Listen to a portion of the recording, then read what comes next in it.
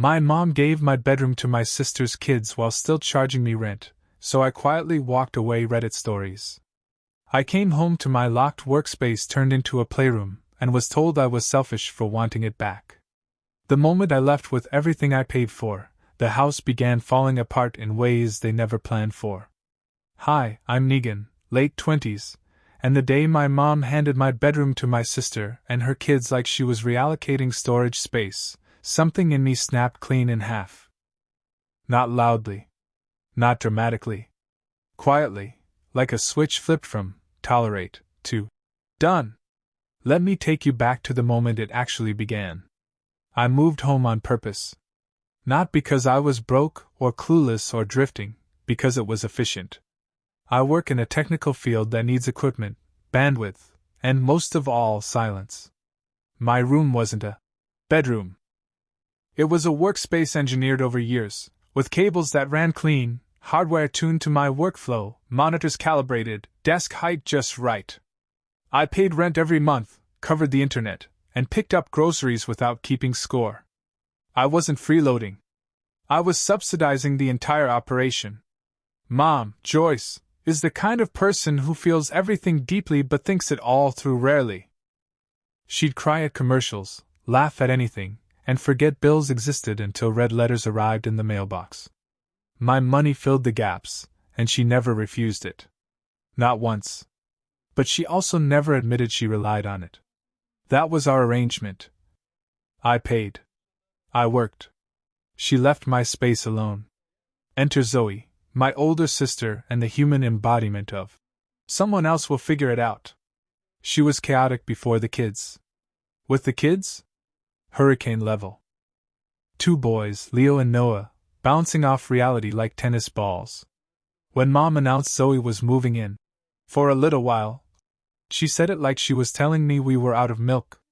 Harmless. Routine. Not a problem.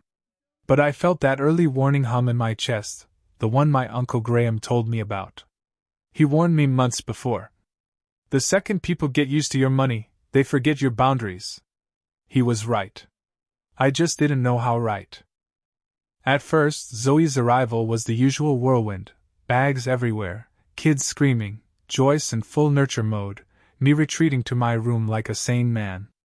But it didn't take long for the cracks to show. Footsteps upstairs. Doors slamming. Kids exploring like unpaid inspectors. Then one day, I came home and my door, the one that was always locked, always mine, was unlocked. Inside, my room looked wrong. Not messy. Not chaotic. Rearranged.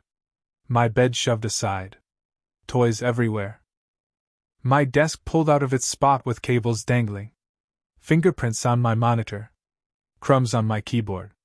And 2 kids sitting in my chair and on my floor like this had been their setup all week. Joyce came up behind me, didn't ask, didn't apologize, didn't blink. They needed more space, she said. You're being selfish. That was the moment. That exact second. Where a part of me went completely still. Where I realized this wasn't my home. I was just the funding. I didn't yell. Didn't argue. Didn't fight.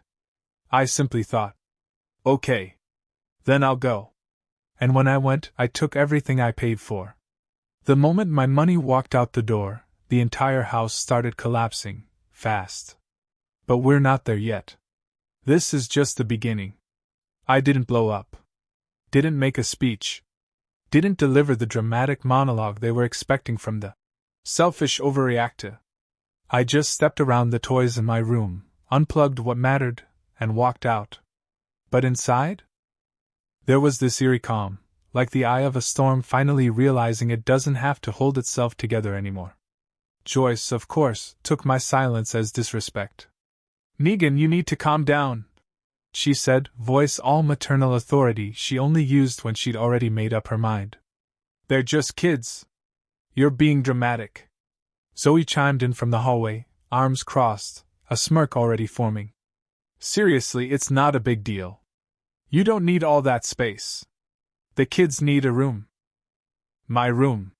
The one I paid rent for. The one I worked in. The one that paid for everything else in the house. But I didn't argue. I knew arguing with someone who's already rewritten the story in their head is like trying to teach quantum physics to a toaster. Pointless. I moved my essential work equipment into my car that night: laptop, drives, hardware, anything irreplaceable. I did it quietly in 3 trips, no drama. The next morning, Joyce pretended nothing happened. Made coffee. Talked about the grocery list. Mentioned a bill like I was still on deck to pay it. Then she added casually, "Oh, and moving forward, don't go into the kids' room without knocking." The kids' room. She said it like it wasn't brand new, like she hadn't bulldozed my boundaries and planted a flag before telling me what country I lived in now. I just looked at her, nodded once, and went to the guest room, my new, temporary, sleeping arrangement, which I'd never agreed to. That whole week, work fell apart. Trying to take technical calls from the kitchen while kids screamed? Impossible. Trying to code while Zoe watched reality TV at full blast? Laughable. Trying to stay professional while my laptop was being used as a leaning post for Leo? Infuriating. Every deadline slipped. Every meeting felt like an apology tour. Every day ended with me staring at my screen thinking, "This is stupid. I could have avoided all of this if I had just left." One night, after Zoe made another comment about how I must love pretending to be a tech genius, my Aunt Renee dropped by unexpectedly. God bless that woman, and she took one look around the house. Kids on the counters. Zoe complaining. Joyce frazzled. Me visibly drained. She pulled me aside and whispered, "You need to leave. They're using you.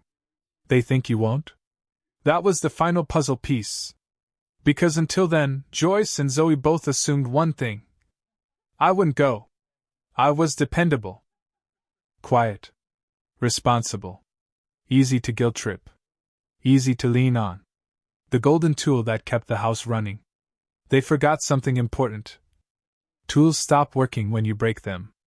So, I went online that night, found a small, affordable apartment across town, signed the lease, and picked up the keys the same day. No announcements. No warning shots. No dramatic, "You'll regret this" speeches. Just a silent exit forming. The kind they wouldn't notice until the damage was already done. Because once I left, they'd lose more than a room. They'd lose the electricity, the internet, the groceries, the rent support, the stability. They thought I was selfish for wanting my own room. They hadn't seen selfish yet. The day everything snapped wasn't loud. It was quiet. Calculated. Almost peaceful. I woke up early, before the chaos usually started, and walked through the house one last time, not to reminisce, but to confirm what I already knew. There was nothing here left for me. My room was still a daycare explosion. My desk was shoved into a corner like a forgotten appliance. A half-eaten granola bar was mashed into my mousepad. It was almost funny. Almost. Renee pulled up right on time, engine running, ready to help me move the last of my things. She walked into the house like she was entering a courtroom she already planned to win. Zoe saw us first. "What's SHE doing here?" Voice sharp, defensive, the tone of someone who suddenly realized the ground was shifting under her feet. Renee smiled calmly. "Helping him move." Zoe blinked. "Move? Move what?" And that was the moment, the instant her face cracked and the reality finally hit. I wasn't bluffing. Joyce rushed out of the kitchen, hair still damp, half panicked.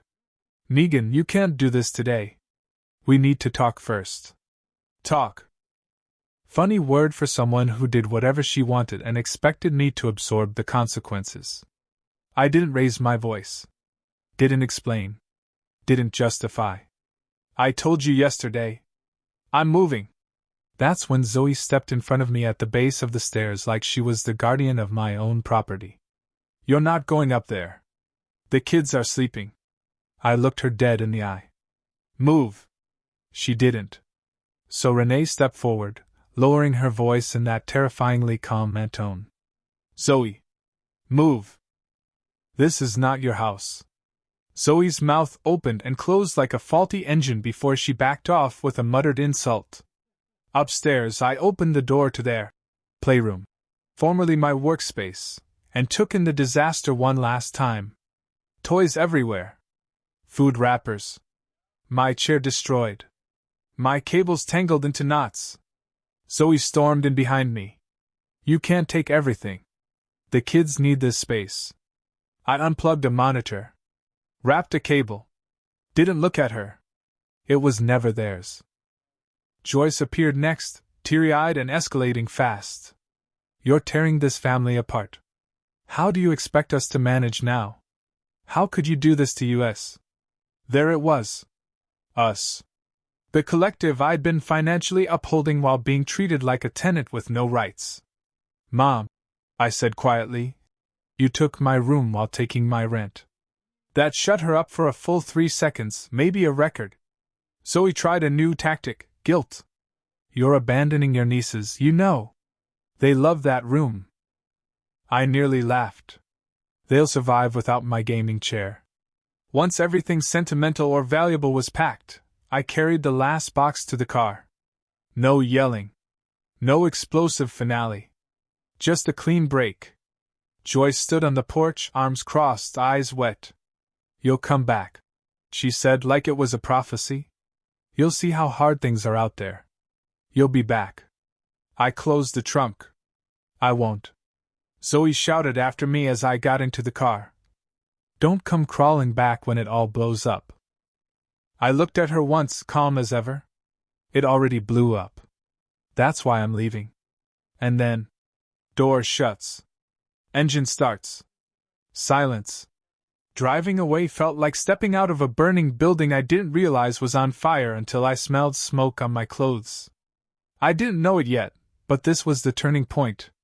Because the second my money left that house, the whole structure, financially, emotionally, practically, would collapse. And they were about to discover just how much of their stability wasn't theirs. It was mine. The first sign the house was collapsing wasn't a phone call. It was silence. For 3 whole days, nobody said a word to me. No texts. No guilt trips. No sudden apologies. Just a quiet void where the constant noise of my family used to be. I knew exactly what that meant. They were scrambling. Joyce would be pacing through the kitchen, opening and closing cabinets like bills might magically fall out. Zoe would be complaining loudly instead of helping. The kids would be running wild while everyone else panicked. And I wasn't there to fix it. On day 4, the dam broke. Joyce called me 3 times in a row. I let it go to voicemail every time. Then Zoe texted. Internet's down. Fix it. Not asking.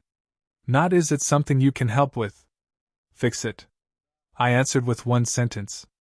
The internet was in my name. It moved with me. The reaction was instant. Zoe. What? Why would you do that? The kids need Wi-Fi. Me. You'll need to set up your own account. Zoe. Are you serious right now? Joyce called again, this time leaving a voicemail dripping with disbelief. Negan, you should have told us. You know Zoe needs the internet for the kids' schoolwork. Schoolwork. The same kids she let demolish my workspace like raccoons in a dumpster. I didn't respond. The next message came from Joyce, long and frantic, with a photo of the internet bill showing a balance due. Joyce. Why wasn't this paid? You always pay this. And there it was. The truth, unfiltered. Not a thank you. Not a question. Not a conversation. A reminder that she considered my money a household default. I wrote. I don't live there. 5 minutes later, Joyce sent another message. You can't just abandon us like this. Abandon. As if I'd left a marriage. Or deserted a battlefield. No, what I abandoned was a one-sided financial arrangement disguised as family. Bills started stacking up almost immediately. Without my rent, utilities doubled for Joyce. Without my grocery runs, the fridge emptied faster than usual. Without my quiet patience, every tension in that house rose to the surface. and chaos followed. I heard it first from my Aunt Renee, who called one night with her voice lowered, like she was reporting from a disaster zone. "You should know," she said. "Your mom and Zoe are fighting nonstop." I could picture it perfectly. Joyce accusing Zoe of not contributing. Zoe yelling that it's Joyce's fault for relying on me. Kids crying in the background. Nothing getting fixed because either of them ever learned how to carry weight. Renee continued, "They're blaming you, of course, but they're also blaming each other. Honestly, it was only a matter of time. That was the thing. My leaving didn't break the house. It exposed that it was already broken." Joyce tried one more time later that week. She called me sounding tired in a way I'd never heard. Not angry. Not manipulative. Just worn out. "Megan, I didn't think you'd actually leave." "I told you I would," I said. "I thought you were just upset," she whispered. "And you'd calm down." That sentence hit harder than anything else she'd said. Not because it hurt. Because it proved she'd never taken me seriously. She'd built a whole fantasy around the idea that I would always stay. That I would always pay. That I would always sacrifice. "You should have listened," I said simply. "I wish," Joyce said quietly, "that you'd handled it differently." "I handled it the only way left." She didn't argue. She didn't apologize either. We sat in silence for a moment before she said she had to go. When the call ended, I stood in my new apartment, the small, quiet room that finally belonged to me, and realized something crucial. I didn't need their acknowledgement. I didn't need justice. I didn't need them to understand. Peace wasn't something they could give me. It was something I built the moment I picked up those moving boxes. The moment I chose myself. The moment I walked out. And the best part? The more distance I got, the clearer everything became. They hadn't lost the son. They'd lost the resource. And they were finally learning the difference. The real collapse, the one that shook the entire household, hit exactly 11 days after I moved out. Not the bills. Not the screaming matches. Not the lack of internet. It was groceries. Because when I left, the fridge didn't just get emptier. It stayed empty. Joyce had always assumed the universe refilled it. Zoe assumed I refilled it. Neither of them had a plan for what happened when I wasn't there to slide bags onto the counter twice a week. I found out how bad it got from Renee, who called laughing so hard she had to restart her story twice.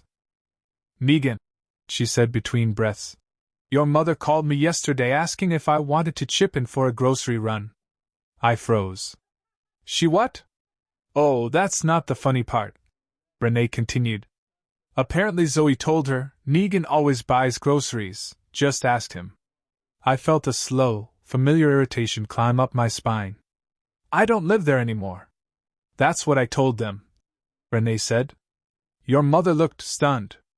Like no one had explained the consequences to her. Consequences. Funny how people who rely on you financially often forget the word exists. Then Renee dropped the real bomb. "Zoe tried to suggest you should still buy food because you ate here for years." That actually made me laugh. "Ate here? I funded half the meals." "Exactly," Renee said. But reality hit them hard. Your mom ended up buying the cheapest groceries she could find, and Zoe threw a fit because she wanted brand-name cereal for the kids. I could picture the argument. Joyce clutching the receipt like it personally attacked her. Zoe demanding what she wanted without offering $1. Two kids crying because sugar cereal wasn't on sale. Chaos without structure. Need without resources. Demand without supply. All the systems I silently supported were buckling. And then came the next problem. Utilities. Because bills can be delayed, but only for so long. Joyce sent me photos of 2 overdue notices and a threat of service interruption. No explanation. No greeting. Just, "What do I do about this?" "What do you do?" "You manage your own house, for the first time in 20-something years." I didn't answer. I didn't need to. The lights stayed on for another week. Then I got another voicemail, Joyce, frantic. Did you cancel the electricity too? They're saying we're past due. You need to call them. Your name was on the last payment. My name was on one payment because her card got declined months ago, and I covered it. They won't talk to me. She snapped. You need to fix it. I didn't reply. She wasn't asking for help. She was asking for maintenance. Maintenance she assumed she deserved. Maintenance she expected. Maintenance she built her routines around. But the truth was simple. They'd gotten used to the house being carried by someone who didn't complain. And then that someone walked out. Zoe tried next. Unlike Joyce, she didn't bother with politeness. Zoe, we need help with the bills. Just pitch in this month. Me. No. Zoe, you can't seriously be doing this out of spite. Me. I don't live there. Zoe, you're really just going to watch us struggle? Me. Yes.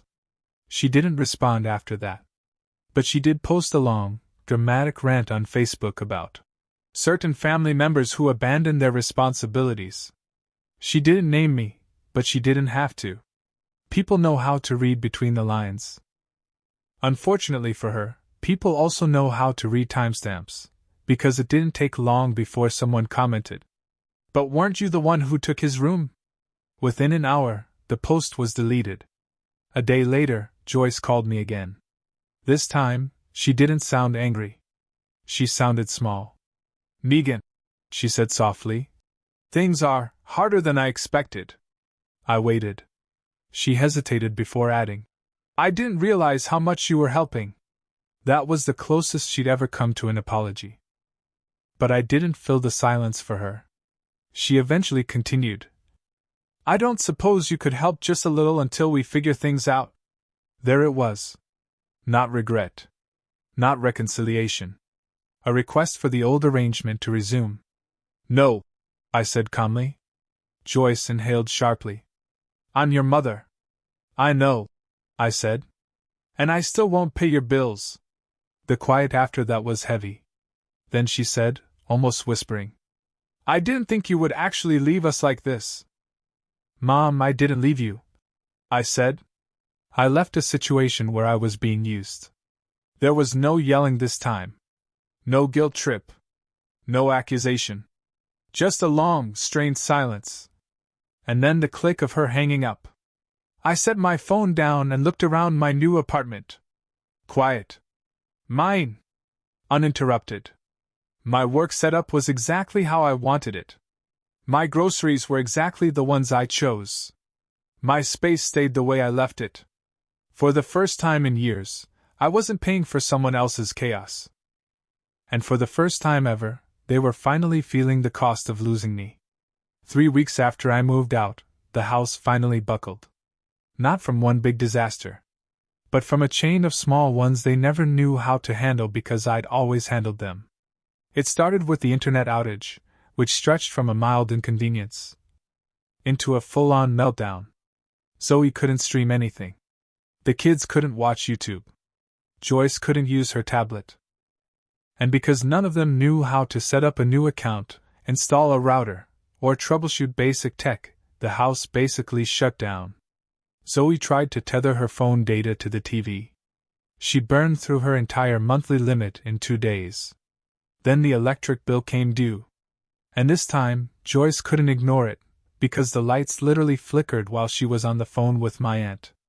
Renee told me later. She yelled at the electric company like they personally offended her. They told her she needed to pay the balance or lose service. She said, my son always paid this. And the woman on the phone said, then your son should call us. I nearly dropped my coffee.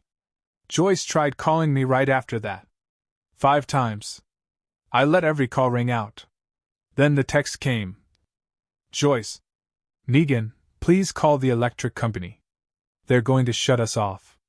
I replied with the simplest truth. That's your bill, not mine. Joyce responded with paragraphs. Guilt. Accusations. Sighing emojis she didn't realize were sighing emojis. I wrote back once. I'm not responsible for a house I don't live in. She didn't reply to that. But Zoe did. Oh, Zoe replied. She unleashed a full rant, zero punctuation, pure chaos. Zoe. So you're really just gonna let your family sit here without lights? The kids need heat, the kids need internet. I can't believe how cold you're being. You used to be a good brother. I answered with the two words that killed every argument. Your kids. She didn't message again that day. The next collapse happened in the kitchen. Joyce had stopped buying real groceries because she was waiting for things to settle. In reality, she was hoping I'd crack and return with bags of food to prove I still cared. But hope doesn't make pasta. Or cereal. Or fruit. Or anything really. So one night, while Joyce was reheating stale bread for dinner, Zoe snapped. According to Renee, who got the recap from Joyce's neighbor, Zoe and Joyce went at each other screaming. You never should have let him leave. Well, you pushed him too far. You told me he'd get over it. You told me he didn't need the room. You said he'd stay no matter what. You said he would help. Every line was an accusation. Every accusation was shoving responsibility onto someone else. That living room hadn't seen honesty in years, and suddenly it was overflowing. Then came the final straw. The water bill. They forgot it entirely. And the shut-off notice wasn't a threat, it was a countdown. Joyce melted down. Zoe screamed that she wasn't paying anything. Joyce screamed that she had no money left. Zoe screamed that this was all my fault. When Joyce called me again, her voice was a mix of panic and something else. Desperation. Negan, please, we don't even have water right now. I kept my voice calm. You need to pay the bill. Pause. I can't, she said weakly. You mean you won't? I corrected. She didn't deny it. Instead, she said the thing she had been avoiding for years. I didn't realize how much you were helping us. Not an apology. Not responsibility. Not growth. Just realization, too late to matter. I told her again, gently but firmly. Mom, that's not my life anymore. She inhaled sharply, like she'd been slapped. You really don't care about us. I sighed. I care enough to leave a situation that was killing me. She didn't understand the sentence. She didn't want to understand it. She hung up. And just like that, I watched the last emotional thread snap. After that, I focused on adjusting to my new place. And for the first time in my adult life, no one yelled. No one guilt-tripped me. No one touched my belongings. No one expected my money. No one drained my energy. It was quiet. Healthy. Predictable. Mine. My productivity skyrocketed. My mood stabilized. I slept better in a week than I had in months. But the house I left behind? It was sinking fast. And the next blow, the one I didn't expect, was going to change everything for good. Because consequences weren't done. Not even close. The moment everything truly imploded wasn't financial. It was embarrassment. Public embarrassment. Joyce and Zoe could handle overdue bills, empty cupboards, and cold showers. They'd blame me, blame each other, blame the alignment of the planets before blaming themselves. But public humiliation? That hit different.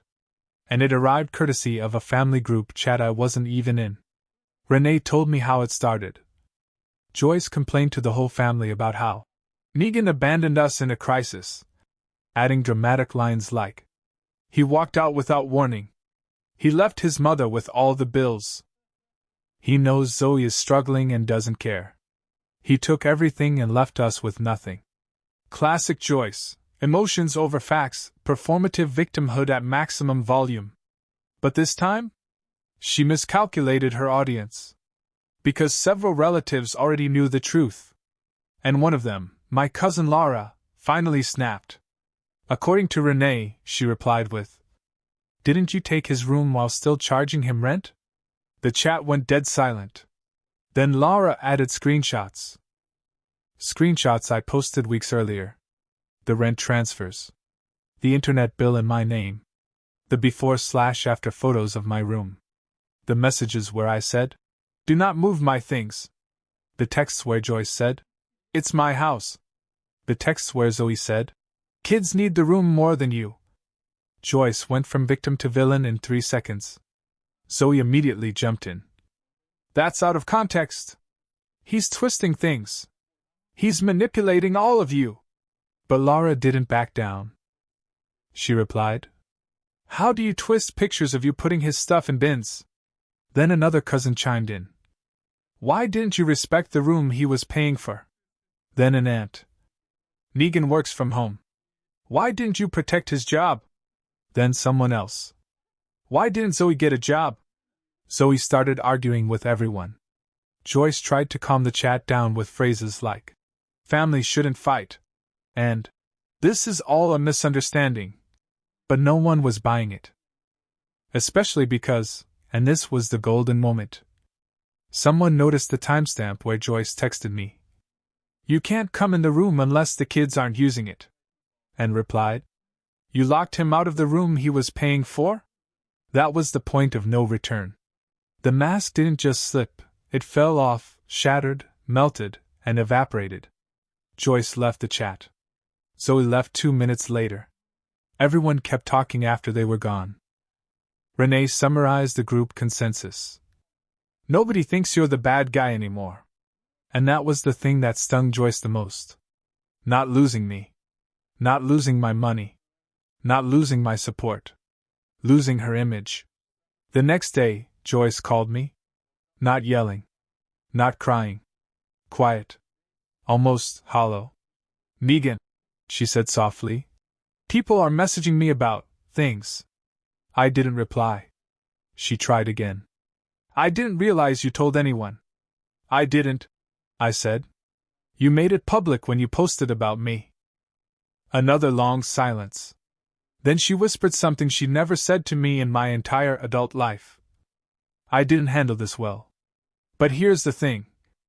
Apologies don't mean much when they come from necessity instead of remorse." And she wasn't calling to repair our relationship.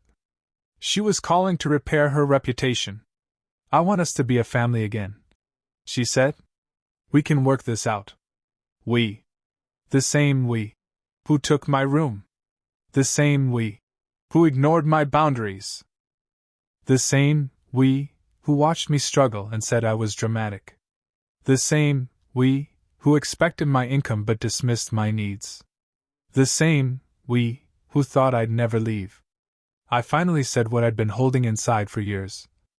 "There is no we, Mom. There's you and your decisions, and me and mine." Another long pause. "I miss you," she said quietly. "I miss who you were," I replied. "But that person hasn't been around for a long time." She inhaled sharply. A soft, wounded sound. "Negan, don't say that." But it was already said. And it was true. I didn't hate her. I wasn't angry anymore. I was simply done. Because the opposite of love isn't hate. It's clarity. And I finally had it. When I hung up, I expected to feel guilt. Instead, just relief. Clean, quiet, steady relief. The same kind I felt the day I moved out. The same kind that had been growing a little more every day. The same kind that meant I wasn't going back. Not ever. And they knew it now. But the final fallout, the one thing that truly sealed the distance between us, was still coming. And it hit harder than any bill, argument, or guilt trip. Because it wasn't about rent. Or rooms. Or reputation. It was about loyalty. And who actually deserved mine. The final fallout started on a random Thursday evening, quiet, uneventful, the kind of day you don't expect to turn into anything. I was finishing up a work call when my phone buzzed with a number I didn't recognize. At first, I almost ignored it. Then something nudged me to answer. A man's voice came through, steady but sympathetic. "Hi, is this Negan? I'm calling regarding your mother." My stomach didn't drop. My pulse didn't spike. I just waited. He continued gently. "She listed you as her emergency contact." That made me close my eyes. Of course she did. Of course, she counted on me in a crisis she created. What happened? I asked. Nothing dangerous, he said quickly. But she's been under significant stress. Financial strain, housing strain, tension with your sister. She had what we'd call an emotional overload. She's stable now. But she's shaken. I let out a slow breath. Not guilt. Not fear. Just a heavy, tired exhale. Is she asking for me? I said. There was a pause. She said she didn't want to bother you, he replied carefully. But you're the only one she trusts to call. Trust. Funny word, considering what she'd done with mine. But I didn't snap. Didn't get defensive. Didn't get pulled into the whirlpool. I'll check in, I said, not promising a visit, not promising anything more. He thanked me and hung up. A few minutes later, my phone buzzed again, this time a text from Joyce. I'm fine. You don't need to come. I know you don't want to deal with me anymore. No guilt bomb. No accusations. Just resignation. And that hit differently. Because it wasn't manipulative. It wasn't a trap. It wasn't performative. It was the message of someone finally realizing something. There's a cost to taking people for granted. And eventually, that bill comes due. I didn't reply right away. Instead, I drove to a nearby park, quiet, empty, nighttime breeze, the kind of place where your thoughts settle instead of collide. I sat on a bench and replayed everything in my head. The room. The disrespect. The entitlement. The assumptions. The collapse when my support disappeared.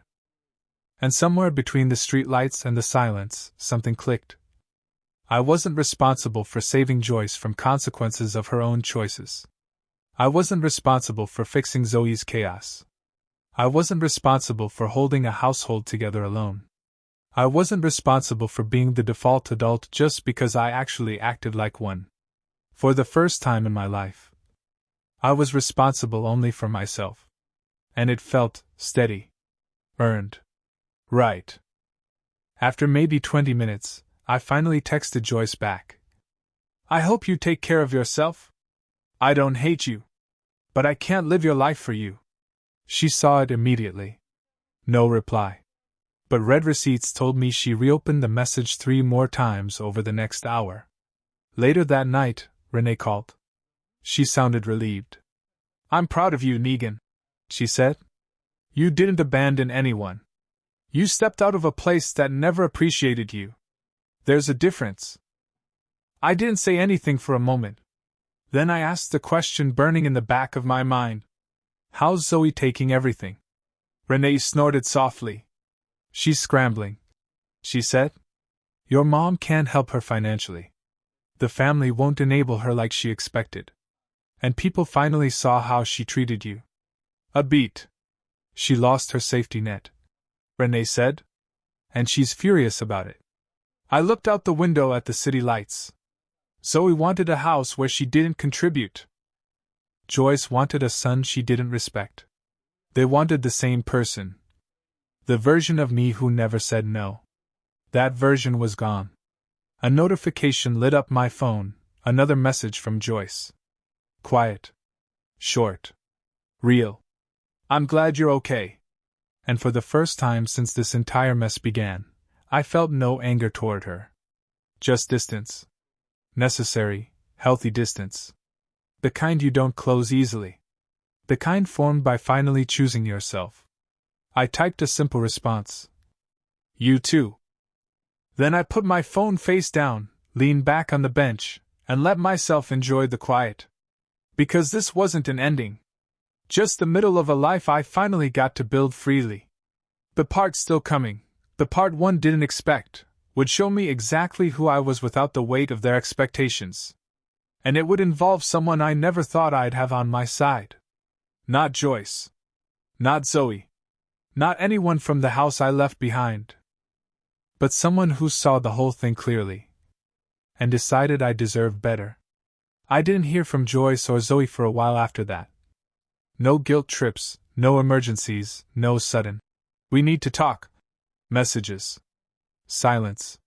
And silence from a dysfunctional house is never just silence. It's a pressure drop before the next storm. Except this time, the storm wasn't coming from me. It was coming from inside their own mess. I found out how bad things had gotten from the last person I expected. Uncle Graham. He called on a Sunday morning, voice half amused, half exhausted, like someone who'd watched a slow-motion car crash finally hit the wall. "You free to talk for a minute?" he asked. "Yeah," I said, bracing myself. "It's about Joyce and Zoe." There it was. I sat down. Graham took a breath. "So Zoe moved out." That stunned me for a second. Not because she moved, but because she moved first. "Where?" I asked. "No idea," Graham said. "Some friend, some boyfriend, some temporary couch. You know how she is." But she bailed. "Completely?" "Completely. Kids and all." I rubbed the bridge of my nose. He continued. "And your mom, well, she had a rough time this week." "Of course she did." "What happened?" "She tried to keep the house going by herself," he said plainly. "Turns out she depended on you for more than she wanted to admit." I didn't respond. He didn't need me to. "And without you there," Graham added. "The bills, the cleaning, the kids' mess Zoe left behind, she couldn't keep up." I exhaled through my teeth. He wasn't finished. "She finally snapped at Zoe. And Zoe snapped harder." "What do you mean?" "She told your mom she was tired of living in a dump and left that same night. Packed up like it was nothing. So the house I once held together with quiet effort and rent money unraveled the second I wasn't there." I didn't feel satisfaction. I didn't feel pity either. Just confirmation. "You okay hearing all this?" Graham asked carefully. "Yeah," I said. "I'm fine." "Good," he replied. "Because here's the part that matters." I waited. "Joyce called me," he said, voice lowering. "Not to blame you. Not to guilt you. She asked for help." That surprised me. My mother doesn't ask for help. She implies, manipulates, pressures, expects, but she doesn't ask. "What did she say?" I asked. "She said you didn't deserve what happened in that house. And she said she's been thinking about the way she treated you." I blinked. This conversation was entering territory I wasn't prepared for. "Graham," I said slowly, "why are you telling me this?" "Because she wants to talk," he said. "But she's scared you won't want to hear from her." And for the first time since I'd left, the weight shifted. Not back onto me, but away from the tension I'd been carrying. "Let me guess," I said. "She wants me to come fix things?" "No," he said firmly. "She doesn't want you to fix anything. She just wants to say something she should have said a long time ago." There was a long silence between us. Then he said words I wasn't expecting. "She's ready to apologize." I leaned back, staring at a blank spot on my wall. The apology wasn't the surprise. The surprise was that I didn't tense. Didn't get angry. Didn't get hopeful. I just felt steady. "Do you think I should talk to her?" I asked. Graham didn't hesitate. "I think," he said, "that she finally understands you're not a child anymore. And you're not her safety net. And if you choose to talk to her now, it'll be on your terms, not hers." That landed hard. Because for once, he was right. My terms. My timing. My boundaries. And that mattered more than anything Joyce could say. "All right," I said quietly. "If she wants to talk, I'll listen." Graham exhaled like he'd been holding that breath for days. "I'll tell her." Before he hung up, he added, "And Negan? I'm proud of you. You handled this like a man who refused to lose himself." After the call ended, I sat there in the quiet of my apartment. My space, my rules, my life. No yelling. No guilt. No chaos slamming through the walls. No one demanding a single inch from me. I realized then that my mother's apology, if it came, wouldn't change the past. It wouldn't rebuild trust overnight. It wouldn't undo what she allowed. But it might do one thing. Mark the moment she finally saw me as someone she couldn't walk over. And maybe in its own small way. That was closure. Not the end. Not forgiveness. Just the beginning of a different kind of distance. Healthy. Measured. Controlled. Mine. Joyce did apologize, quiet, shaking, no excuses. I listened, not because she earned it, but because I'd already moved on. I didn't offer forgiveness, only boundaries. And for once, she accepted them.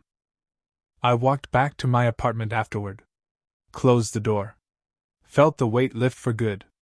They expected me to fall apart without them. Instead, I finally became whole. And nothing, not guilt, not family, not history, was ever going to take that from me again.